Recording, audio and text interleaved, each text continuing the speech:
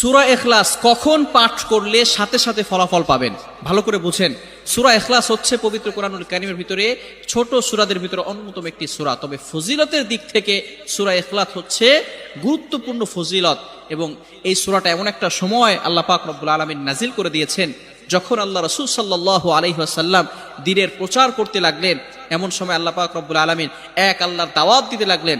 তখন কাফেররা আল্লাহ রাসূল সাল্লাল্লাহু আলাইহি সাল্লামকে কোশ্চেন করলো যে, মুহাম্মদ, তুমি তো এক আল্লাহর দাওয়াত দাও, আমরা তো কোটি কোটি দেবতার পূজা করি, তারা আমাদের সমস্যার সমাধান করতে পারে না।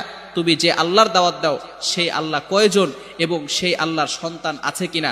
সাথে সাথে আল্লাহ পাক রব্বুল আলামিন এই কাফেরদের প্রশ্নের উত্তরে আল্লাহ রাসূল সাল্লাল্লাহু আলাইহি সাল্লামের কাছে এই সূরাটি নাজিল করলেন, কুল হুয়াল্লাহু আহাদ আল্লাহুস সামাদ লাম ইয়ালিদ ওয়া লাম ইউলাদ ওয়া লাম ইয়াকুল লাহু কুফুয়ান আহাদ।